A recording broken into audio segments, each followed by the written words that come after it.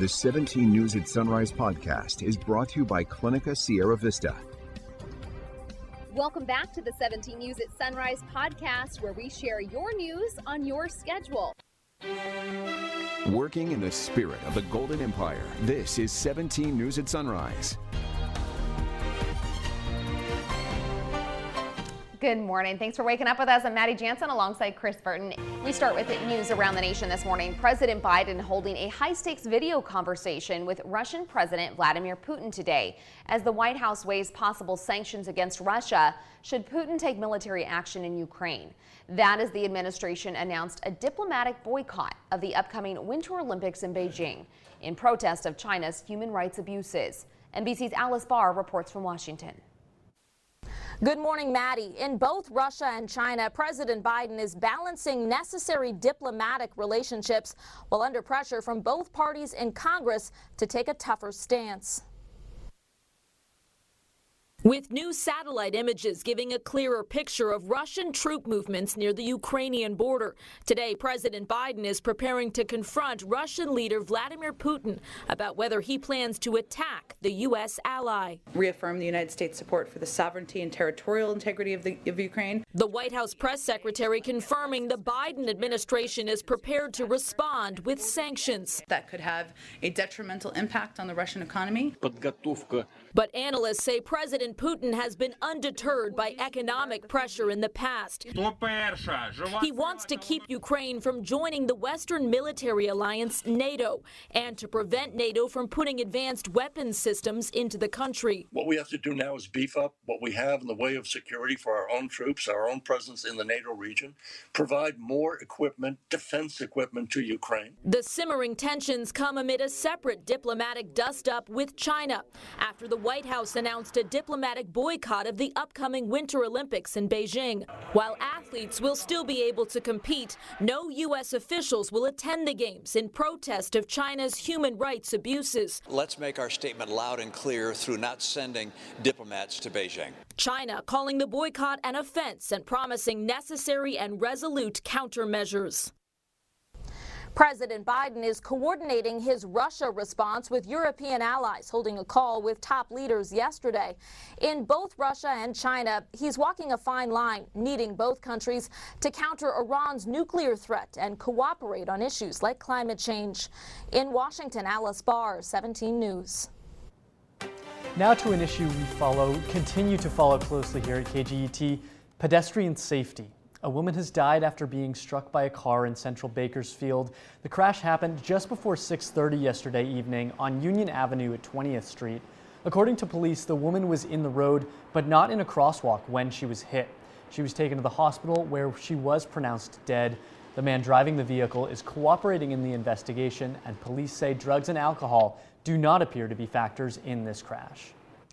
17 News is your local election headquarters, and a political bombshell dropped yesterday by Fresno Congressman Devin Nunes. The Trump loyalist says he's retiring from Congress at the end of the year. Trump Media and Technology Group, a new organization formed by former President Donald Trump, announced yesterday that Devin Nunes will join the company as chief executive officer. Congressman Nunes was next in line to chair the powerful House Ways and Means Committee if the GOP were to win back control of the House in the midterm elections. Trump issued a statement yesterday saying Devin Nunes understands that we must stop the liberal media and big tech from destroying the freedoms that make America great. Bakersfield Congressman and House Minority Leader Kevin McCarthy also issued a statement yesterday which says in part, Congressman Devin Nunes is an American patriot and his service in Congress will be remembered by his singular goal of search for the truth. In your 17 Court Watch, the jury trial of former state assembly candidate and Bakersfield activist Julie Solis has been postponed until February. Over the last 2 years, Solis has been a lively figure in Bakersfield politics, making headlines in the run-up to the 2020 election. At a Board of Supervisors meeting in January 2020, Supervisor Leticia Perez repeatedly asked Solis to wrap up her speech and accused her of using her time on the floor to campaign. Solis responded by yelling on the floor that Perez was telling people inappropriate things about her. During a 34th District debate with 17 News, Solis was animated, throwing personal insults at opponent Vince Fong. And then, in January 2021, a few months after losing the 34th district race to Fong, Solis entered Kevin McCarthy's closed Bakersfield office. Kevin McCarthy doesn't represent me. He doesn't represent you. Kevin McCarthy don't care about us. And I know they call the cops, and I don't care. I ain't leaving. I'm not leaving. Solis previously said her intention was to get McCarthy to resign for voting against certifying the Electoral College votes for Joe Biden. 5:07 is your time now. Meantime, an appellate court has conditionally reversed all convictions, including murder, for a man who drove drunk and high on PCP before crashing into another car and killing 2 women. The court made its decision because of the dismissal of a black prospective juror from the jury panel. Dontrell Collins, who is black, was sentenced to 73 years to life in prison for a fiery Rosedale Highway crash that occurred during the summer of 2014. With the ruling, Collins will be returned to Kern County for a hearing regarding the prospective juror's dismissal and whether there was discrimination. If the trial judge again finds there was nothing wrong with the dismissal, Collins' convictions will stand. But if evidence of discrimination is found, a new trial will be ordered. In your Crime Watch this morning, a Ridgecrest man has been arrested after allegedly shooting at 2 teens who were driving around throwing water balloons.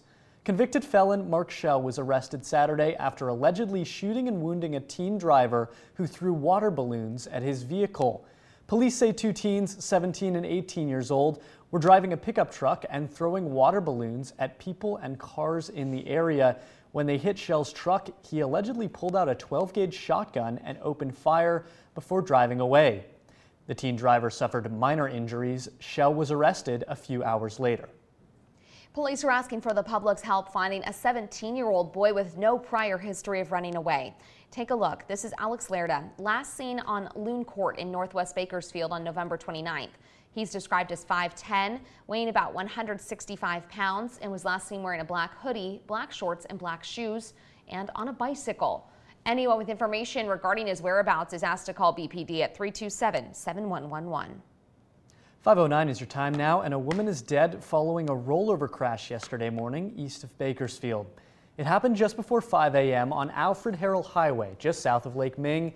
The Bakersfield Police Department says a woman, whose name has not been released, drove off the roadway and overturned. She died at the scene.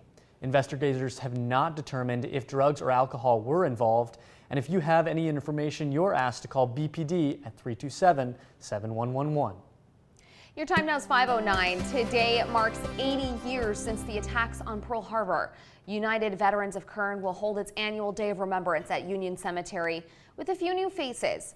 For the first time ever, the event will feature 2 descendants of Pearl Harbor survivors as guest speakers. Organizer Mark Sandal says it's important to share stories and memories of a dwindling population of survivors. Soon, they'll all be gone. And my dad was a World War II veteran, and we want to honor and remember those who came home, and then not forget about the ones who died that day, December 7th, that Sunday morning. Peace here in Bakersfield. And the event will feature musical guests, a roll call of survivors, a wreath-laying ceremony, and a moment of silence at 9:55 a.m. 80 years to the minute since the start of the attack. It is open to the public. Organizers ask that people arrive before 9:50 to observe that moment of silence. The Golden State is known for its lush beauty that includes beaches, mountains, forests, and luxurious homes. But sadly, California is also known for 3 of the deadliest highways in the U.S. Interstate 5, which runs from the Mexican border to the Canadian border, ranks 3rd on the list with nearly 190 fatalities in 2019. Interstate 15 was 6th on the list. It stretches north to south, connecting San Bernardino, Riverside, and San Diego counties. And the transcontinental Interstate 80, which runs from San Francisco to New Jersey, is number 9 on the list. The survey by The Zebra is based on the number of deadly accidents in 2019. Close to home, officials have been making progress widening Highway 46, once known as Blood Alley. 17's Robert Price paid a visit to the farm town of Lost Hills to see how the residents are dealing with the project, which has turned the community's main drag into a construction zone. Maybe you're one of those who've been waiting for a faster, safer way to get to San Luis Obispo County on Highway 46. Well, step by step, that's happening. The California Department of Transportation is making progress on the long-range project to make that east-west highway to Paso Robles faster and safer. In fact, just 2 sections of about a mile each remain, one through a section of the Lost Hills oil field and the other, underway now, through the tiny little village of Lost Hills itself. Residents of this company town, where the wonderful company employs hundreds, have mixed feelings about their heavily traveled 2-lane main drag turning into a heavily traveled 4-lane highway. On the plus side, they'll get a new pedestrian footbridge already under construction, which will link Lost Hills Park on the north side of Highway 46 to the south side, where the wonderful academy is located. On the negative side, however, they fear they'll see more speed, more automobile accidents, and tougher access to businesses along the route. Gabby's, a Mexican restaurant probably familiar to many weekend seabirds, has had a tough time during construction. Nothing good. At least Gabby's wasn't leveled like Lalo's Market next door. One of the residents' bigger concerns, however, is that the widening will require Caltrans to make major modifications to the town's sewer system. And the townfolk must pay for it, to the tune of $484,000. Vidal Ballesteros owns VB Truck and Diesel right there on 46. He's also president of the Lost Hills Utility District. He says Caltrans is facilitating a low-interest loan for the district's customers. But even with that, residents in this town, where many earn close to minimum wage, will see their water bills jump by $25 a month. Well, there is a lot of changes that are happening.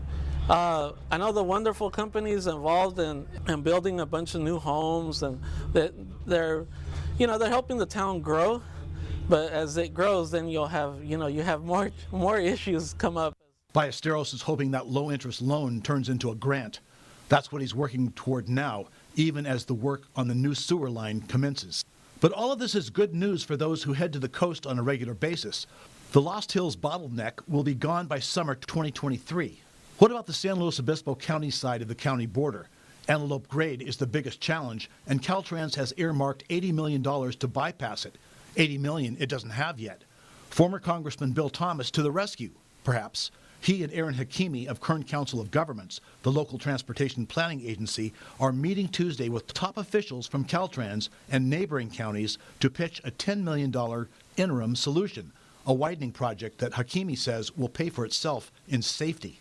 Progress is progress, but progress also has some downsides. Ask the people that live in this little farm community how they feel about progress. In Lost Hills, Robert Price, 17 News. 17 News is your local election headquarters. Voters may get to decide on an $18 minimum wage in California in November. Joe Sandberg is spearheading the Living Wage Act of 2022. Sandberg, an investor and anti-poverty activist, says he'll finance the push to get the bill on the November ballot, raising the minimum wage to $18 an hour by 2026. Sandberg told the LA Times that if you work full-time, you should be able to live with financial security. And he says that's not possible in California. In January, the state minimum wage will be $15 per hour for large businesses and for all businesses by 2023. Now to an update on a story we brought you Monday morning on Sunrise. The 4 people killed in a plane crash near the Visalia airport over the weekend have been identified as family members from the Sacramento area. 78-year-old David Cellini and his 2 daughters, Karen Baker and Donna Cellini, were killed in the crash, according to the Tulare County Sheriff's Office. Stephen Cellini, David's nephew, was also among the dead. Emergency crews responded shortly after 6:30 p.m. Saturday to reports of a crash in a field just west of Visalia Municipal Airport. Around 4 minutes elapsed between takeoff and the first 911 call, officials said. The FAA and the National Transportation Safety Board are investigating the crash. Now to a check of COVID-19 here in Kern County. Public Health reported 564 new cases and 10 new deaths yesterday. More than 1,800 people have died of COVID-19 since the pandemic began. More than 50,000 cases have been confirmed since vaccines became widely available. There are more than 1,200 cases of the Delta variant in Kern, but so far no confirmed cases of the Omicron variant. State data shows 129 people are in Kern hospitals, 39 in ICU beds. New this morning, Instagram is set to roll out its first set of parental controls for children in March. Adam Masseri, head of the social media app, said in a blog post that parents would be able to see how long their teens have spent using Instagram and limit the amount of time they spend on the app. Masseri is scheduled to appear before a Senate committee tomorrow. He's expected to field questions about whether social media harms children and teenagers. Working in the spirit of the Golden Empire, this is 17 News at Sunrise. The 17 News at Sunrise podcast is a production of KGET and Nexstar Media Group. For more on all of the headlines in today's show, head to kget.com.